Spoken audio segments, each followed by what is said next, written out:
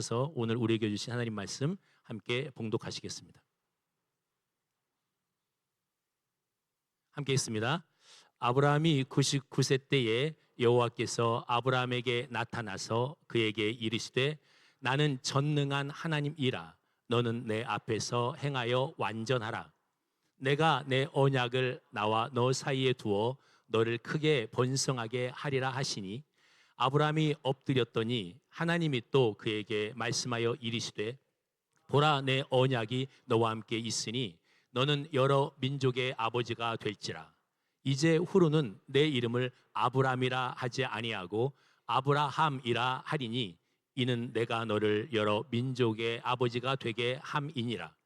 내가 너로 심히 번성하게 하리니 내가 네게서 민족들이 나게 하며 왕들이 네게로부터 나오리라.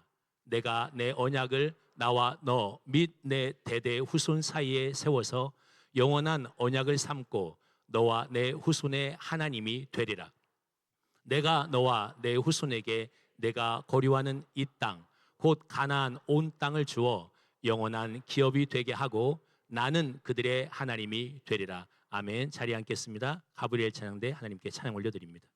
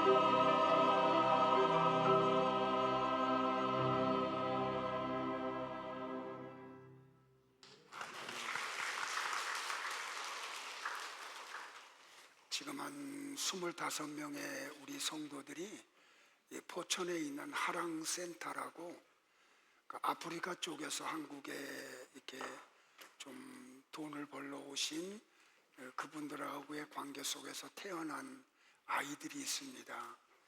한국 여자들하고 또 아프리카 남자하고 또 아프리카 여자하고 한국 남자하고 그리고 아이를 낳고 그냥 없어져 버려요. 그래서 그런 아이들 한 5, 60명을 이렇게 케어하고 있는 그 센터가 있는데 지난주에는 우리가 태국 한마음 교회에 가서 같이 이렇게 사역을 하고 오늘은 일부 예배를 마치고 지금 가서 하루 동안 또 사역을 하고 돌아올 예정입니다. 같이 갔던 친구들은 우리 주일학교 친구들이고 학부형하고 교사들하고 이 친구들을 데리고 우리 부부가 8월 첫 주에 태국에 있는 치앙마이하고 치앙라이 단기 선교를 갑니다. 그래서 이 아이들이 지금 태국어로 찬양을 배우고 있고 태국어로 복음 전하는 걸 지금 익히고 있습니다. 근데 아이들이 잘 따라와요. 여러분들 이 일을 위해서 좀 기도해 주시면 감사하겠고 어저께는 우리 교회 성도들이 광탄에 있는 광탄 열방교회 거기는 이제 유병설 선교사님이라고 그 동부 이천동에 있는 온누리 교회 집사님으로 아주 사업을 크게 하던 분인데 어느 날 소명을 받고 그 사업을 다 내려놓고 네팔 선교를 하고 있는 센터가 있습니다. 2층은 예배당과 식당이고 이제 3층이 그 네팔 친구들이 기거하는 숙소인데 지금 10여 년이 됐는데 한 번도 수리를 안 해서 제가 어제 가보니까 조금 죄송한 표현하면 돼지우리깡 같이 그래서 우리 성도들이 가서 다 청소하고 또 도배하고 또 장판도 깔고 방이 또 많아가지고 하루 종일 걸렸어요. 수고하신 분들에게 진심으로 감사를 드리고 어떤 여자 셀은 그 셀 전체가 같더라고요. 또 어떤 분들은 시간이 안 되니까 수박으로 봉사하고 또 음료수로 봉사를 하고 또 시간이 되는 것만큼 또 먼저 하고 가신 분도 계시고 그래서 한 선교 센터가 아름답게 이렇게 인테리어가 돼서 제가 어제 방문을 했더니 목사님이 입이 여기에 걸렸더라고요. 좋아가지고 엄두가 나지 않는 일인데 이렇게 은혜와 평강교회가 애써줬다고. 그래서 다음에 좀 이런 일이 벌어지면은 우리 청년들이 좀 많이 좀 갔으면 좋겠다 하는 그런 바람이 있어요. 그래서 좀 힘이 없는 분들은 가서 그냥 짐 하나만 옮겨줘도 그 멀리 갈 때는 좀 어려워도 가까운 지역을 갈 때는 이렇게 좀 십시일반 협력을 하면은 좀 선교지에 좋은 일이 일어나겠다고 생각을 합니다. 오늘 보니까 또 장로님 오셨네. 한번 잠깐 일어나실래요, 장로님? 우리 박수 한번 해주실래요?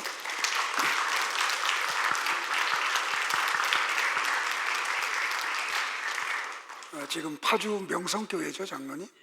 파주 명성교회 섬기는 장로님이신데 이번에 파주시 의원 이렇게 나오셨다가 저한테 아무 말도 안 하고 우리 교회에서 1부 예배 한번, 2부 예배 한번 드리셨어요. 그래서 제가 좀 축복도 하고 했는데 이번에 당선이 되셨습니다.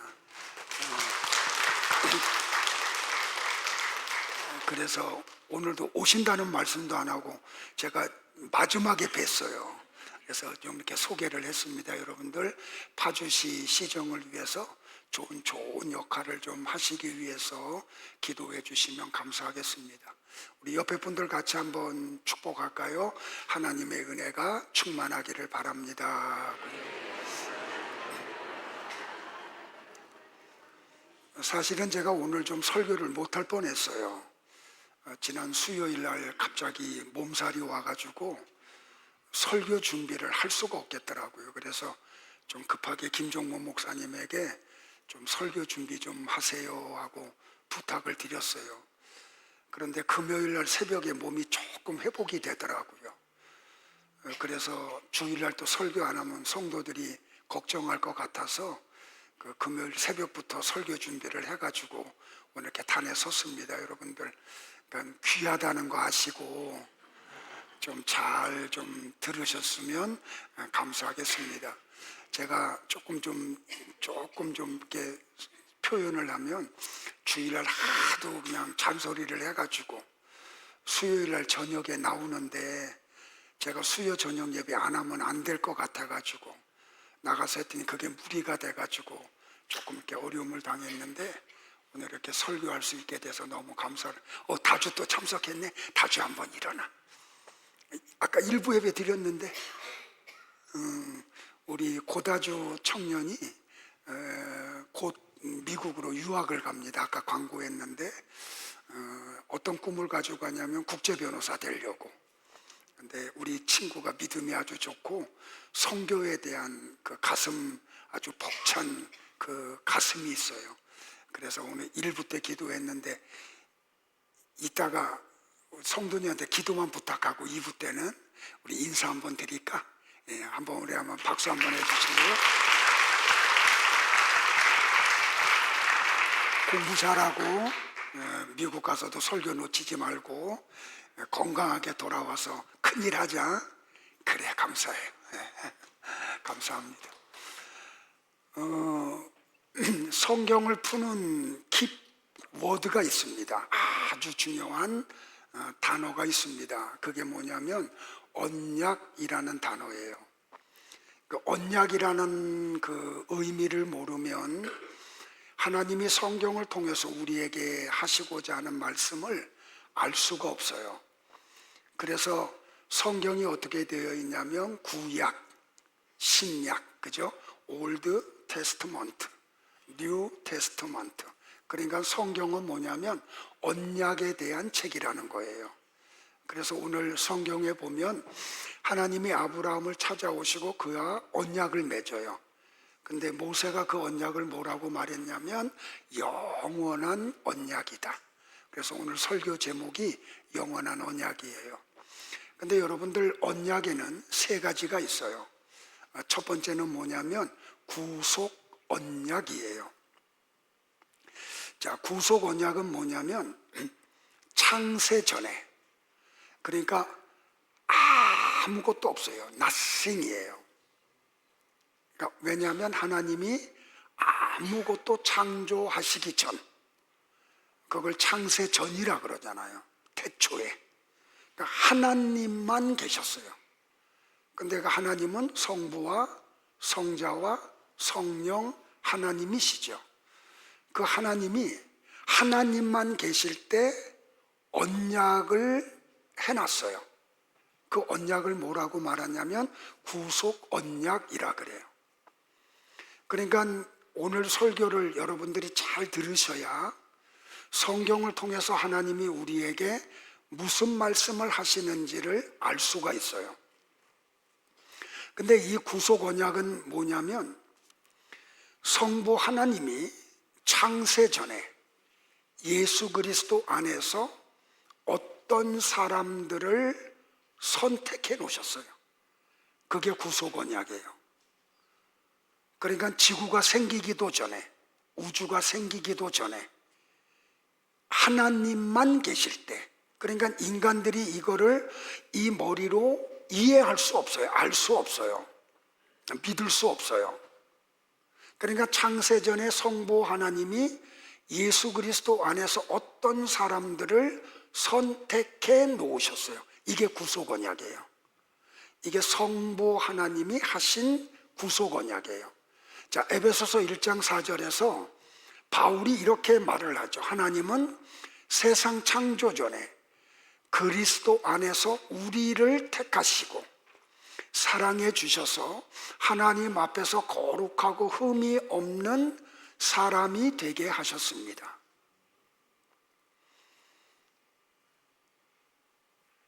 그리고 성부 하나님은 당신이 창세전에 선택한 사람들을 성자 하나님, 그러니까 우리는 그분을 예수님이라 그러죠. 예수님에게 보내요.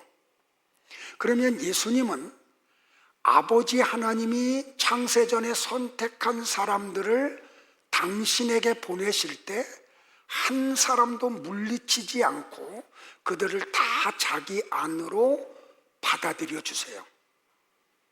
요한복음 6장 37절에 아버지께서 내게 주시는 사람은 다 내게로 올 것이요 또 내게로 오는 사람은 내가 물리치지 않을 것이다. 오늘 여러분 좀 이해를 도우려고 오늘은 가능하면 제가 새번역 성경 번역본과 현대인의 성경 번역본으로 좀 많이 인용을 할 거예요.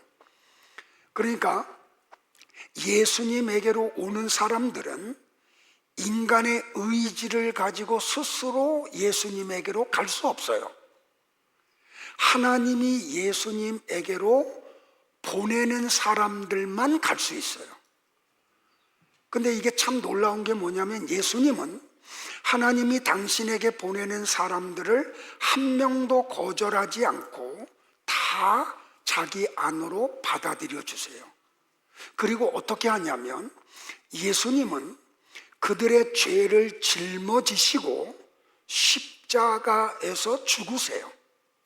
그때 성도들의 죄도 같이 없어져 버려요.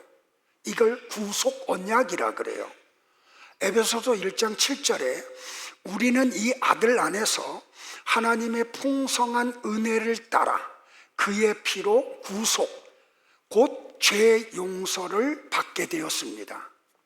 그러니까 구속 언약은 뭐냐면 성부 하나님은 어떤 사람들을 선택하시고 그들을 성자 하나님에게로 보내요. 성자 하나님은 아버지가 보내는 사람들을 다 받아들이시고 그들의 죄의 값을 죽으심으로 대신 지불하세요. 이걸 뭐라고 이야기한다고요? 구속 언약이라고 이야기를 한다고요. 자, 베드로도 베드로전서 2장 24절에서 같은 이야기를 해요. 그리스도께서 몸소 우리 죄를 지시고 십자가에 달려 죽으심으로 우리는 죄에 대하여 죽고 의를 위하여 위에 살 수 있게 되었습니다. 그분이 매맞고 상처를 입으심으로 여러분이 낫게 된 것입니다. 이게 뭐라고요? 이게 구속 언약이라는 말이에요. 그러면 성령 하나님은 그 성부와 성자가 하신 일을 이 성도들 속에서 믿어지게 만들어줘요. 이걸 바울은 뭐라고 표현하냐면 인쳤다라고 하는 표현을 해요.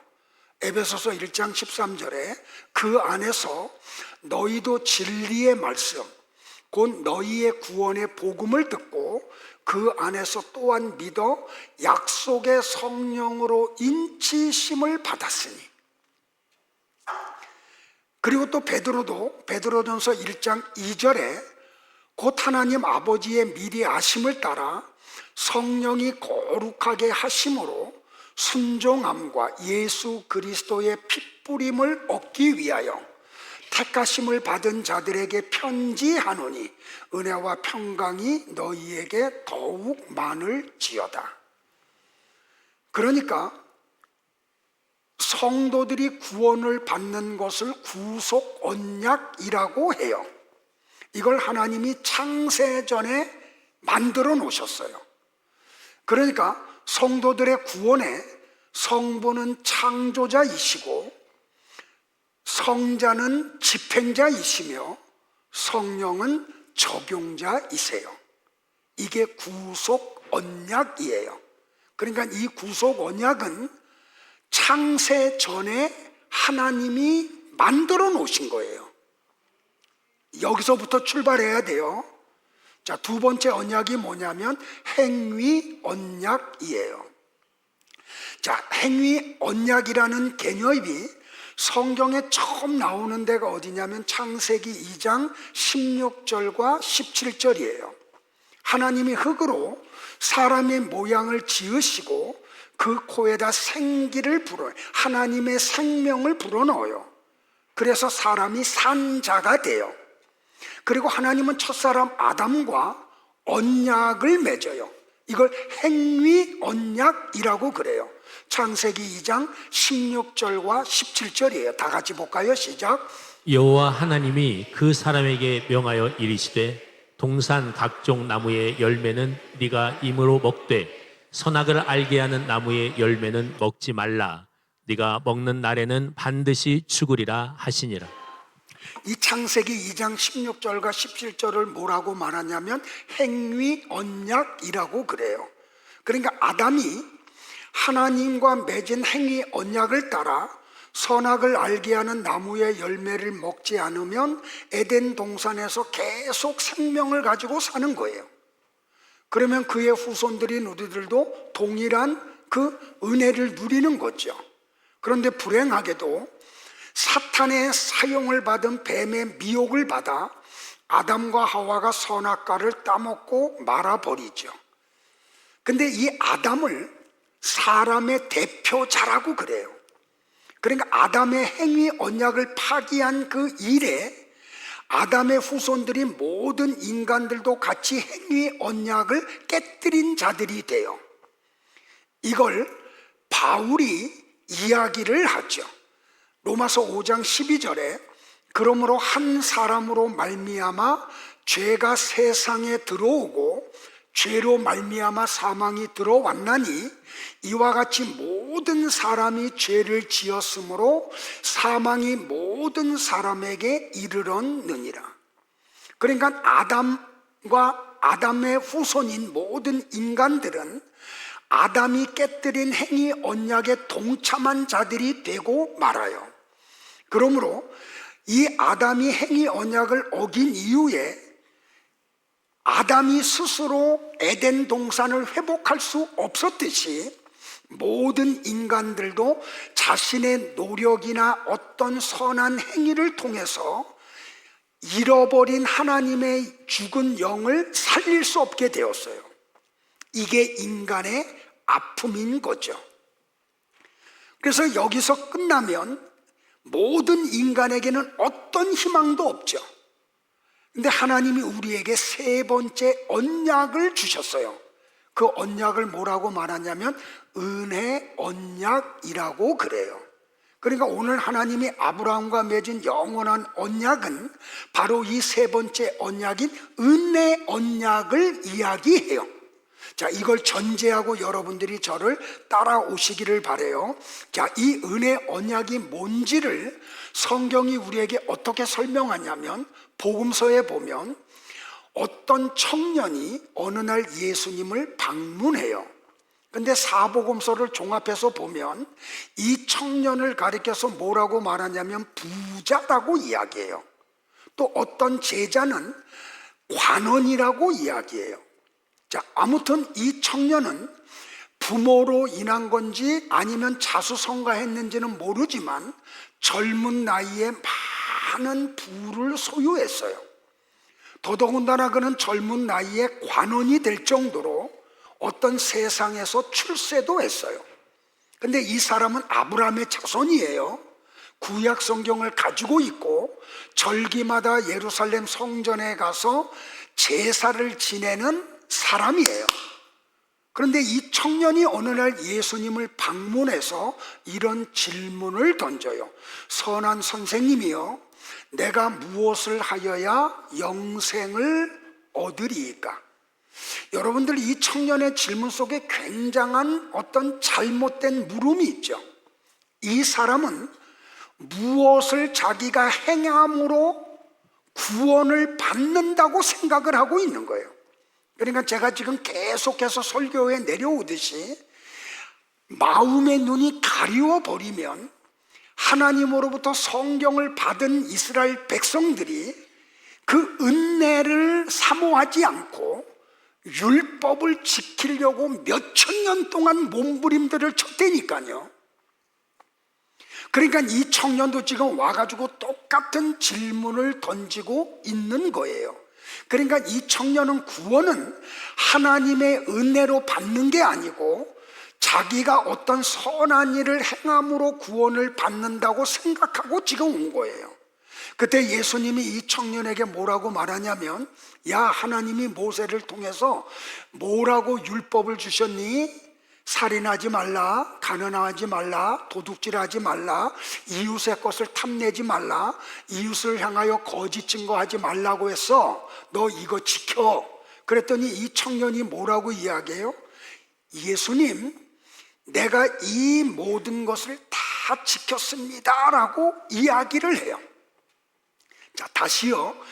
이 히브리인, 유대인인 부자 청년 관원은 자기의 어떤 선한 행위를 통해서 구원을 받는다고 살아왔어요.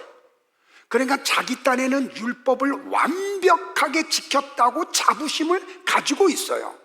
그때 예수님은 이 청년에게 마지막으로 이것을 하라고 이야기를 해요. 자, 네가 완전하고자 할 텐데 가서 네 소유를 팔아 가난한 자들에게 주라. 그리하면 하늘에서 보화가 네게 있으리라. 그리고 와서 나를 따르라. 그런데 이 청년이 마지막 하나님이 요구하는 행위는 하지를 못해요.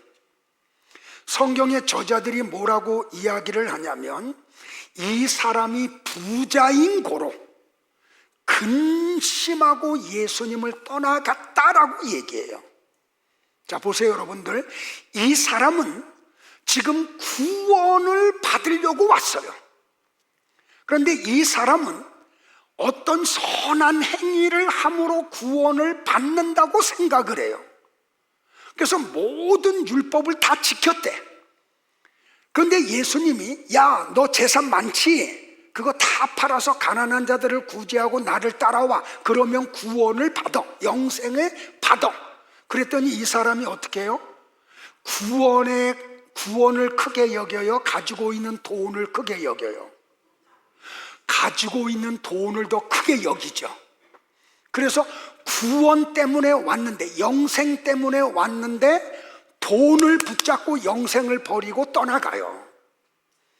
그러자 예수님이 그 사람이 가는 뒷모습을 보며 제자들에게 이렇게 말씀을 해요.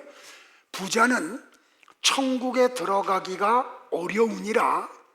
다시 너희에게 말하노니 낙타가 바늘귀로 들어가는 것이 부자가 하나님의 나라에 들어가는 것보다 쉬우니라. 그러자 제자들이 놀라죠.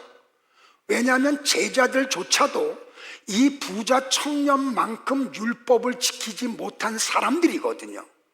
근데 저런 사람도 천국에 들어가지 못하면 도무지 누가 천국에 들어갈 수 있을까? 그래서 예수님에게 물어봐요. 그러면 예수님, 누가 구원을 얻을 수 있습니까? 도대체 이 세상에 자막 띄었어요. 도대체 이 세상에서 구원을 받을 수 있는 사람이 있다는 말입니까? 라고 이야기해요.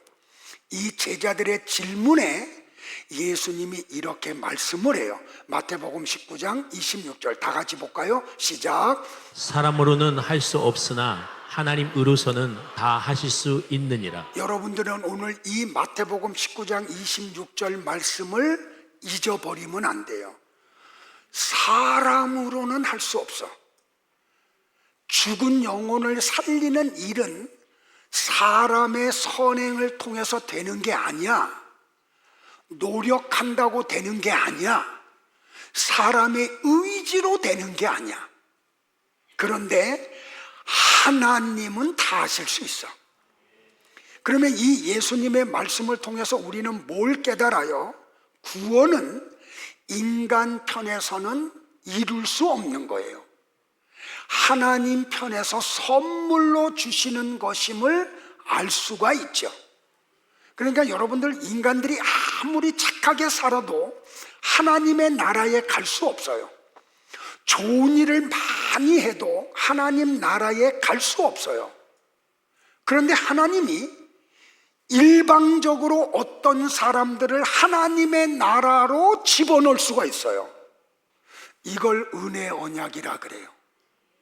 이해되시겠어요, 여러분들? 그러니까 우리의 죽은 영을 우리의 어떤 노력이나 힘으로, 돈으로 다시 살릴 수가 없어요. 하나님의 은혜로만 가능을 해요. 자, 스펄전 목사님은 은혜 언약을 이해하는 것이 성경을 이해하는 열쇠라고 이야기했어요. 그러니까 여러분들은 이 은혜 언약이 뭔지를 알지 못하면 성경을 맨날 읽어도 이 내용이 뭔지를 알 수가 없어요. 그래서 오늘 설교는 절대로 졸면 안 돼. 긴장하고 들으셔야 돼요. 자, 하나님이 지금 99살이 된 아브라함을 찾아와요. 그리고 그하고 언약을 맺어요. 모세는 그 언약을 뭐라고 얘기했다고요? 영원한 언약. 이 하나님이 아브라함과 맺은 영원한 언약이 무슨 언약이라고요? 은혜 언약. 자, 이걸 기억하고 오늘 따라가자고요. 자, 그러면 하나님은 누구와 언약을 맺었어요? 아브라함과 언약을 맺었죠. 그런데 하나님이 아브라함과 언약을 맺을 때에 아브라함의 나이가 몇 살이었어요? 99살. 근데 하나님이 아브라함과 맺은 영원한 언약의 내용이 뭐예요? 네 아내 사라를 통해서 아들 준다는 거죠. 그런데 99살 된 아브라함과 89살이 된 사라는 아이를 가질 수 있는 능력이 있어요, 없어요? 없다니까요. 근데 하나님이 나한테 너에게 아들 줄게. 그리고 이게 뭔지 아니? 이게 언약이야. 어떤 언약인지 아니? 영원한 언약이야. 은혜 언약이야 라고 말씀을 해요. 그러니까 아브라함과 사라의 힘으로는 되는 일이 아닌 거죠. 노력한다고 이루어질 수 없는 일이죠. 우리 조금 이따 또 언급할 거지만 아브라함은 정자를 만들어내는 몸이 아니야. 몸이 죽어버렸어. 사라는 월경이 끝났어요. 그러니까 이런 부부를 통해서 아들을 갖는 것은 인간 편에서 아무리 노력해도 안 되는 일이에요. 그런데 내가 아들 줄게? 이게 은혜라는 말이에요. 마찬가지로 나와 여러분이 아무리 착하게 살고 선한 일을 많이 해도 하나님의 나라에 갈 수 없어요. 근데 하나님이 아브라함과 언약을 맺듯이 나와 여러분과 은혜 언약을 맺어주셨어. 내가 너희들을 하나님의 나라로 집어넣게. 이게 은혜 언약이라는 말이에요. 근데 여러분들, 하나님이 아브라함과 맺은 언약, 성도들과 맺은 언약은 굉장히 독특한 특징을 가지고 있어요. 이 대전제를 여러분들은 놓치면 안 돼. 다 같이 읽을까요? 시작. 하나님과 성도의 언약은 하나님의 주권적 선택에 의해서 시작됩니다. 이 한 문장 조금 길게 띄워드릴 테니까 성경에 창세기 17장에다 기록하세요. 성경 가지고 오신 분들은 여기서부터 출발해야 돼요. 자, 하나님이 아브라함과 맺은 영원한 언약, 하나님이 나와 여러분과 맺은 은혜 언약은 하나님의 주권적 선택에 의해서만 시작이 돼요. 그러니까 인간 편에서 하나님, 나도 하나님과 영원한 언약을 맺고 싶습니다. 아브라함과 맺듯이 나도 하나님과 은혜 언약을 맺고 싶습니다. 아예 안 된다는 말이에요. 하나님의 이 은혜 언약, 영원한 언약은 하나님의 주권적 선택에 의해서만 이루어져요. 여기 아멘 하고 다른 데다 아멘 하면 안 되고 이런 말에 아멘 해야 되는 거예요. 그러니까 이 은혜 언약은 인간이 어떤 것도 할 수 없는 거예요. 하나님의 주권적 선택에 의해서만 이루어지는 거예요. 여기서부터 출발해야 돼요. 그러니까 제가 자꾸 설교할 때 인간은 아무것도 아닌 거라고 하는 말이 바로 그거예요. 이거는 하나님의 절대적 주권적 선택 속에서 시작되는 거예요. 자, 바울은 로마서 9장 10절부터 16절 새번역 성경 번역본으로 갖고 왔더니 이걸 지금 아브라함의 손자인 에서와 야곱 이야기로 풀어가요. 자, 다 같이 한번 합독을 해요. 시작. 그뿐만 아니라 리브가도 우리 조상 이삭 한 사람에게서 쌍둥이 아들을 수태하였는데 그들이 태어나기도 전에 무슨 선이나 악을 행하기도 전에 택하심이라는 원리를 따라 세우신 하나님의 계획이 살아있게 하시려고 또 이러한 일이 사람의 행위에 근거한 것이 아니라 부르시는 분께 달려 있음을 나타내시려고 하나님께서 리브가에게 말씀하시기를 형이 동생을 섬길 것이다 하셨습니다. 이것은 성경에 기록한 바 내가 야곱을 사랑하고 에서를 미워하였다 한 것과 같습니다. 그러면 우리가 무엇이라고 말을 해야 하겠습니까? 하나님이 불공평하신 분이라는 말입니까? 그럴 수 없습니다. 하나님께서 모세에게 말씀하시기를 내가 긍휼히 여길 사람을 긍휼히 여기고 불쌍히 여길 사람을 불쌍히 여기겠다 하셨습니다. 그러므로 그것은 사람의 의지나 노력에 달려 있는 것이 아니라 하나님의 자비에 달려 있습니다. 아멘이에요. 그러니까 여러분들 이 언약의 개념을 이해하려고 하면 이 언약은 하나님의 절대적 주권적 선택 속에서 이루어져요. 그러니까 누구를 하나님이 유기했다, 버렸다, 누구를 사랑했다, 여기에 대해서 인간 쪽에서는 어떤 반론도 제기할 수 없어요. 이거는 절대자이신 하나님의 주권 속에서 이루어지는 일이기 때문에 말이에요. 그러니까 하나님이 아브라함을 찾아오셔서 언약을 맺으시고 에서는 미워하고 야곱은 사랑하는 거예요. 그 하나님이 2026년도에 나와 여러분을 찾아오시고 아브라함과 영원한 언약을 맺었듯이 나와 여러분과 은혜 언약을 맺어주시는 거예요. 그래서 이거를 은혜라고 얘기하는 거예요. 자, 두 번째로 언제 맺으셨느냐는 거죠. 아브라함과 하나님이 영원한 언약을 언제 맺었다고요? 99살이 되었을 때. 왜 하나님은 아브라함이 99살이 되었을 때 찾아오셔서 그와 영원한 언약을 맺으셨을까요? 하나님이 아브라함을 찾아왔을 때의 아브라함과 사라의 상태는 어떤 상태였을까요? 창세기 18장 11절에 이렇게 이야기를 해요. 아브라함과 사라는 이미 나이가 많은 노인들이고 사라는 월경마저 그쳐서 아이를 낳을 나이가 지난 사람이다. 그러니까 아브라함과 사라가 이미 나이가 많은 노인들이라는 이 표현은 이 두 부부는 더 이상 아이를 가질 수 없는 늙은 노인들이라는 표현을 지금 하고 있는 거예요. 그런데 하나님이 오셔가지고 뭐라 그래? 이런 불가능한, 그러니까 이 부부가 도무지 아이를 가질 수 없는 불가능한 상태에 있는데 오셔가지고 뭐라 그래요? 아브라함아, 네 부인 사라를 통해서 내가 아들 줄게. 이걸 영원한 언약이라 그런다니까요. 은혜 언약이라고 한다니까요. 근데 하나님으로부터 이 말을 들은 아브라함이 어떻게 해요, 여러분들? 제가 연기를 하면 땅에다 얼굴을 대. 그리고 속으로 비웃어요. 그러면서 이런 말을 해요. 나이 100살 된 남자가 아들을 낳는다고? 또 90살이나 되는 사라가 아이를 낳을 수 있을까? 그러니까 이 아브라함의 이 중얼거림 속에서 하나님이 나와 맺은 그 영원한 언약은 이루어질 수 없는 거라고 하는 지금 말을 하고 있는 거죠. 이거는 안 되는 일이라고 얘기를 하고 있다니까요.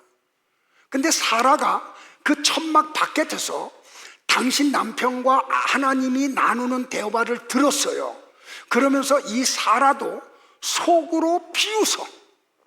그 하나님의 말씀을 듣고, 그러니까 부부가 똑같아. 그러면서 사라가 뭐라고 말하냐면 이렇게 하면, 나는 기력이 다 쇠진하였고 나의 남편도 늙었는데 어찌 나에게 그런 즐거운 일이 있으랴라고 중얼거려요. 이게 영원한 언약이라니까요. 은혜 언약이라니까요. 그러니까 이 영원한 언약은 인간이 노력해서 안 되는 일이야. 근데 여러분들 이 불가능한 아브라함과 사라를 통해서 아들이 태어나요? 안 태어나요? 태어나요. 그 아들의 이름이 뭐야? 이삭. 뜻이 뭐예요? 웃음, 기쁨, 즐거움이에요. 그러니까 이 은혜 언약이라고 하는 것은 뭐예요? 인간이 노력해서 안 되는 언약이라는 거예요. 하나님의 은혜가 부어질 때 가능한 일이라는 거예요. 그러면 우리가 하나님과 맺은 그 은혜 언약은 뭐예요? 나와 여러분을 하나님 나라로 집어넣는다는 거예요. 근데 이거는 똑같이 우리의 힘으로는 안 되는 일이라는 거예요. 하나님이 강제로 우리를 그쪽에다 집어넣어야 되는 거라는 거예요. 이게 뭐라고요? 이게 은혜 언약이라는 말이에요. 됐어요? 전능하신 하나님이 아브라함을 찾아와서 그때 당신의 이름을 새롭게 소개해. 수요 예배 나오면 제가 화이트보드에다 히브리어 써주면서 설명을 해. 하도 지랄을 하니까 목사가 수요 저녁 예배 조금씩 나오더라고요. 그래가지고 그 새로 나오는 사람들 때문에 제가 수요일날 막 그냥 몸살이 났는데도 안 올 수가 없었어. 그래서 해가지고 그냥 꼬꾸라진 거예요. 그래서 주일날 자꾸 내가 지랄 떨기로 했어요. 한 명이라도 더 나오니까, 이렇게 하니까. 자, 근데 보세요. 하나님이 당신의 이름을 새롭게 소개해. 뭐라고요? 나는 엘샤다이야. 우리나라 말로 나는 전능한 하나님이야. 그러면서 이렇게 말해요. 야, 전능한 하나님이 불가능한 일이 있니? 없어. 네가 나이를 먹어서 정자를 만들지 못하고 네 안에 살아는 월경이 끝났지만 내가 너희 두 남자 부부의 몸을 부활시킬 거야. 창조할 거야. 그래서 내년 이맘때가 되면 사라에게 아들이 있을 거야. 그리고 하나님이 그 부부에게 아들을 주셨다는 말이에요. 그러니까 하나님이 아브라함이 99살 때 찾아와서 그와 영원한 언약을 맺은 것은, 이 은혜 언약은 네 힘으로 완성되는 거 아니야. 내가 다 완성하는 거야. 그걸 나와 여러분들에게 설명을 해 주시는 거예요. 됐어요? 그러니까 우리가 착하게 살아서 천국 가자. 그거는 이 은혜 언약이 뭔지를 모르는 사람들이 주장하는 거라는 말이에요. 그러니까 우리는 뭘 기대해야 돼요? 하나님만 바라봐야 되는 거예요. 저분의 은혜만 사모해야 되는 거예요. 자, 언약의 그럼 내용이 뭐예요? 세 가지예요. 내가 너로 여러 민족의 아버지가 되게 하겠다. 하나님이 아브라함과 이 영원한 언약을 맺으신 다음에 그의 이름을 바꿔버리죠. 야, 네 이름 바꿔. 더 이상 아브라함이라고 하지 말고 뭘로 바꾸라고요? 아브라함이라 그래. 그럼 여러분들 그 아브라함의 뜻이 뭐고 아브라함의 뜻이 뭔지 알아야 될 거 아니에요. 아브라함이라는 뜻이 뭐냐면 존귀한 아버지라는 뜻이에요. 근데 아브라함은 열국의 아버지라는 뜻이에요. 근데 보세요. 하나님의 아브라함의 이름을 아브라함에서 아브라함으로 바꿨는데 아브라함에게는 아들이 있어요, 없어요? 없어요. 그런데 하나님이 그의 이름을 너는 열국의 아버지다 하고 바꿔요. 한번 생각해 보세요, 여러분들. 제가 예를 한번 들어볼게요. 길거리에 있는 노숙자가 있어요. 좀 남들의 도움을 이렇게 구하는 사람이. 근데 이 사람이 나한테 자기의 이름을, 야, 내 이름이 뭔지 아니 하면서 내 이름이 이재용이야 그래요. 이재용이 누군지 몰라요? 삼성그룹의 회장이라 그래. 자기가 노숙자인데. 그러면 제가 그 사람한테 뭐라 그럴까요? 야, 니 딴 게 무슨 이재용이야 라고 말하지 않을 거예요, 여러분들. 아브라함도 마찬가지였을 거예요, 당시에. 어느 날 사람들에게 자기 이름을 새롭게 소개해. 나 이름 바꿨습니다. 더 이상 존귀한 아버지 아브라함이 아니고 나는 오늘부터 열국의 아버지입니다. 아들도 하나도 없는 사람이. 그럼 사람들이 어떻게 할까요? 비웃을 거 아니에요? 아들 하나 없는 놈이 자기가 열국의 아버지라고? 저놈 미친놈이네 하고 손가락질하지 않겠냐고요, 여러분들. 그런데 아브라함은 하나님이 자기의 이름을 바꿔주자 그때부터 이름을 아브라함이라 그래요. 이건 뭐의 얘기냐면 아브라함이 하나님의 그 말씀을 믿었다는 말이에요. 아들 하나도 없는데 나는 열국의 아버지라고 하는 걸 받아들였다는 말이에요. 우리도 이 은혜 언약을 따라서 새로운 이름을 부여받았죠. 저는 이종율이 아니고 새로운 이름을 받았어요. 그 이름이 뭐예요? 나는 그리스도의 사람이다. 그리스도인이라고 말이에요. 사도행전 11장 26절에 보면 수리아 안디옥 교회에 있는 성도들을 보고 세상 사람들이 그들에게 새로운 이름을 줬어요.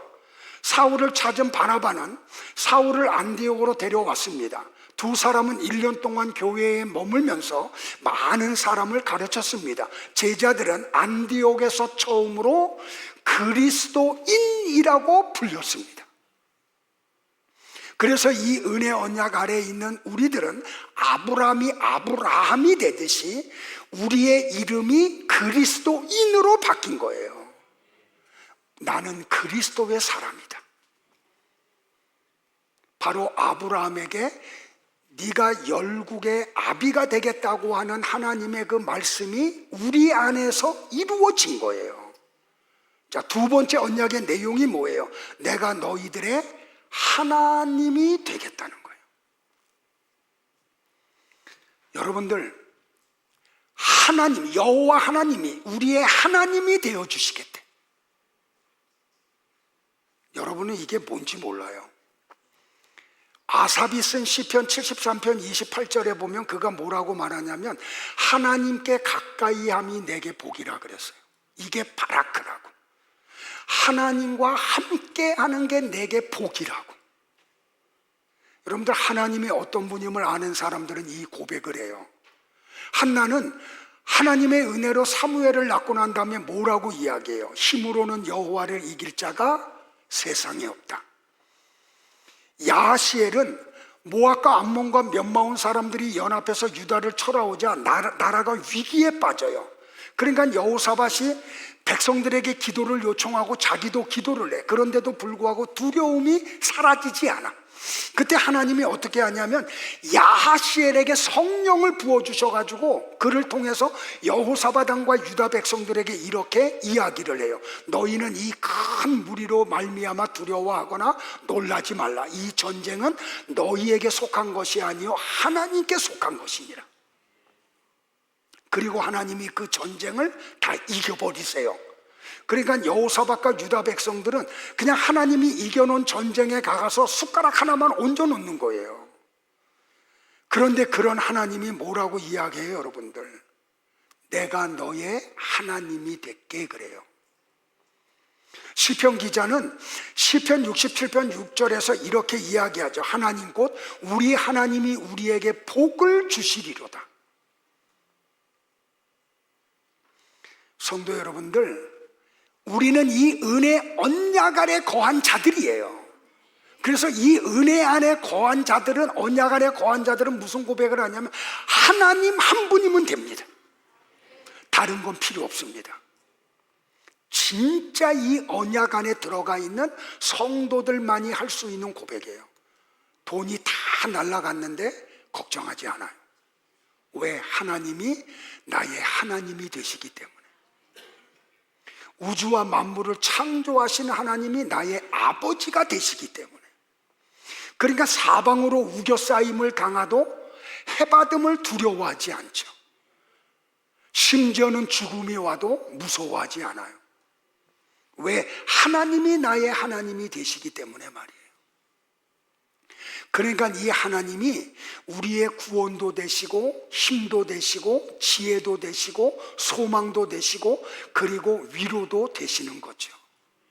그 하나님이 오늘 여러분에게 이 말씀에 내가 너와 함께 할게. 언제까지요? 영원토록 끝까지 하나님이 함께 해주시겠대요.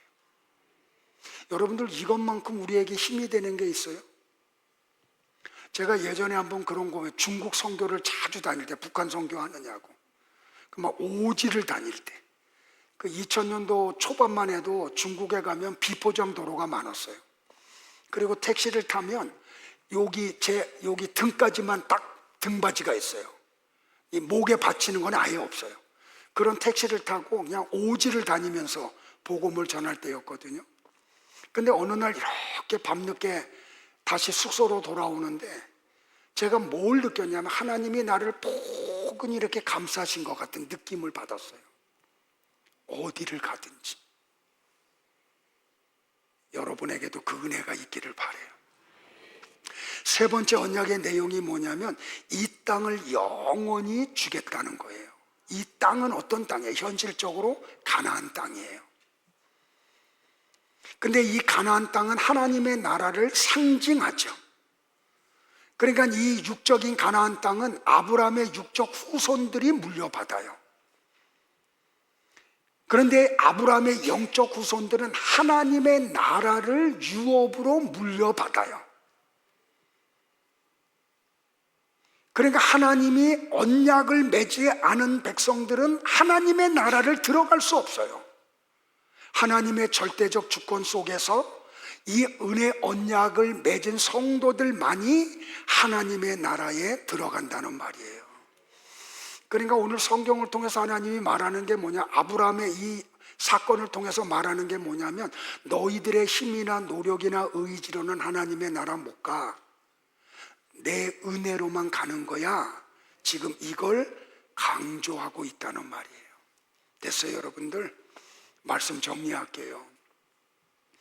아까도 뭐라 그랬어요? 하나님이 99살 된 아브라함을 찾아오시면서 창세기 18장에서 당신의 이름을 새로운 걸로 소개해. 나는 엘샤다이의 하나님이라. 전능한 하나님이라고요. 여러분들 교회사에 유명한 교의학자가 있는데 그분이 누구냐면 벌코프 목사님이에요. 칼빈 신학교 조직신학 교수였던. 그러니까 이분이 얼마나 후대의 목회자들에게 영향을 미쳤냐면 이분이 쓴 아주 짧은 작은 책 하나가 있어요. 그 책이 뭐냐면 참 목자상이에요. 그래서 목사가 되려고 하는 분들은 이 책을 필독서로 읽어야 돼요. 진짜 목사는 어떤 사람이냐, 그런 내용을 이 벌코프 목사님이 쓰셨어요. 근데 이분이 엘샤다이를 어떤 해에 집중적으로 연구해요. 그리고 난 다음에 이런 이야기를 해요. 엘샤다이는 단순히 하나님께서 모든 일을 하실 수 있는 능력이 있는 분이라는 뜻만은 아닙니다. 엘샤다이는 하늘과 땅의 모든 권세를 소유하신 분이다.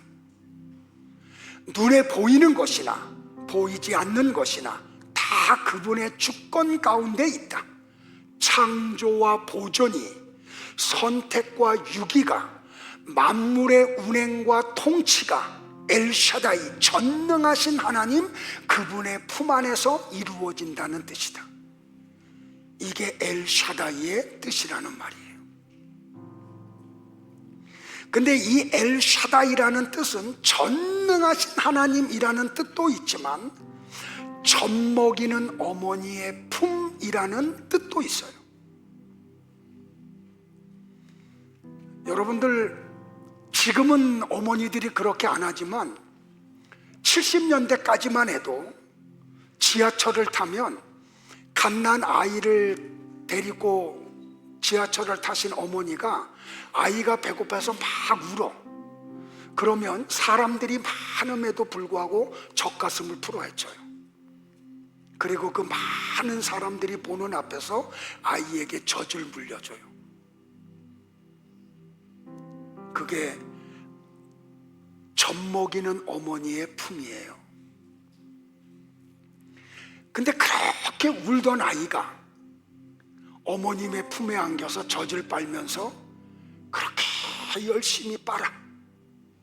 그리고 생긋생긋 웃어요. 그러니까 젖먹이는 어머니의 품은 우는 아이를 달래주는 품이에요. 배고픔을 채워주는 품이에요. 그 젖먹이는 어머니가 아이가 막 울어. 근데 참 신기하잖아요.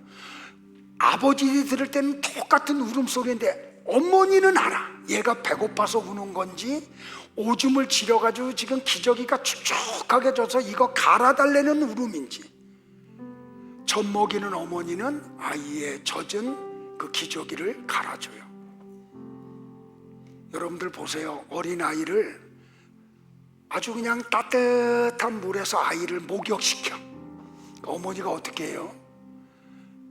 포근한 수건으로 잘 닦아준 다음에 어떻게 해? 그 다음에 분으로 겨드랑이도 막 발라주고 그 무릎 겹치는 데도 발라주고, 그리고 깨끗하게 세탁한 옷을 입혀줘요. 그 아이의 표정 보셨어요 여러분들? 너무 행복해, 너무 만족해. 엘샤다이의 품에 안긴 성도들이 바로 그래요. 엘샤다이의 하나님은 어떤 하나님이에요 여러분들? 아이가 할 수 없는 모든 걸 어머니가 하듯이 그 어머니는 아이에게 있어서 전능자예요. 하나님이 그런 분이에요. 엘샤다이의 하나님이 가면 홍해가 갈라져요. 여리고성이 무너져요. 초속 20m의 태풍이 그쳐요. 물이 포도주로 바뀌어요. 죽은 자가 살아나요. 그러니까 전능한 하나님에게는 인간이 할 수 없는 모든 일이 너무 자연스러워, 너무 쉬워요. 바로 우리는 그 어머니의, 젖먹이는 어머니의 품에 안겨 있는 아이와 같이 하나님과 은혜 언약을 맺은 성도들은 하나님의 품에 안겨 있는 아이들이에요. 그 하나님 편에서 모든 게 다 공급이 돼요. 하나님이 모든 위험으로부터 우리를 막아주세요. 그리고 우리에게 새로운 이름을 주셔. 너는 이제부터 그리스도인이다.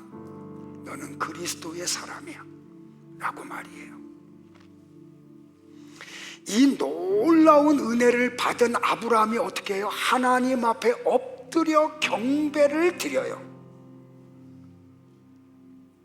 잘 들으세요 여러분들. 우리 지난주에 요한복음 9장 수요일날 공부했듯이 나면서부터 소경된 사람의 눈에 예수님이 땅에다가 침을 뱉어서 범벅을 해가지고 그 눈에 발라줘. 그리고 실로암으로 가서 씻으라 그래요.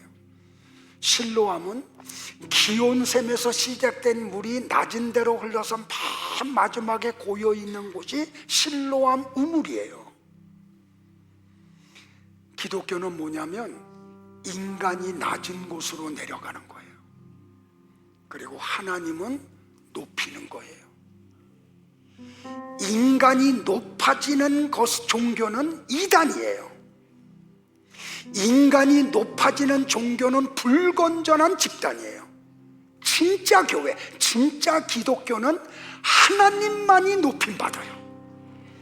인간들은 다 낮은 자리로 가. 낮은 자리로, 낮은 자리로. 나와 여러분은 그 성부 하나님의 창세전의 선택과 성자 하나님의 십자가의 대속의 죽으심과 성령 하나님의 인치심으로 말미암아 하나님의 자녀가 된 사람들이에요. 하나님이 다 하셨어요. 그러면 우리는 하나님의 이름을 높여야 돼요. 하나님께 영광을 돌려야 돼요. 하나님만 경배를 드려야 돼요. 그리고 우리는 낮은 자리로 내려가야 돼요. 그리고 죽도록 충성하고 난 다음에도 내가 뭘 했는지를 기억하지 못해. 그리고 이렇게 고백해요. 하나님의 은혜 때문이었습니다. 하나님의 은혜 때문이었습니다. 이게 하나님이 아브라함과 맺은 영원한 언약, 은혜 언약의 내용이에요. 다 같이 일어나실까요? 히브리서 8장 1절부터 8절을 합독할게요. 오늘 언약에 대한 내용을 히브리서 기자가 아주 잘 풀어준 성경이에요. 같이 합독하겠습니다. 시작. 지금 우리가 하는 말의 요점은 이러한 대제사장이 우리에게 있다는 것이라. 그는 하늘에서 지극히 크신 이의 보좌 우편에 앉으셨으니 성소와 참 장막에서 섬기는 이시라. 이 장막은 주께서 세우신 것이요 사람이 세운 것이 아니니라. 대제사장마다 예물과 제사 드림을 위하여 세운 자니 그러므로 그도 무엇인가 드릴 것이 있어야 할지니라. 예수께서 만일 땅에 계셨더라면 제사장이 되지 아니하셨을 것이니 이는 율법을 따라 예물을 드리는 제사장이 있음이라. 그들이 섬기는 것은 하늘에 있는 것의 모형과 그림자라. 모세가 장막을 지으려 할 때에 지시하심을 얻음과 같으니 이르시되 삼가 모든 것을 산에서 네게 보이던 본을 따라 지으라 하셨느니라. 그러나 이제 그는 더 아름다운 직분을 얻으셨으니 그는 더 좋은 약속으로 세우신 더 좋은 언약의 중보자시라.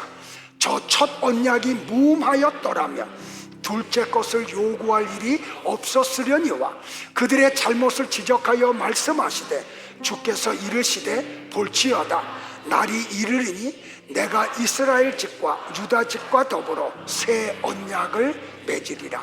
아멘. 우리 찬양하고 기도하겠습니다.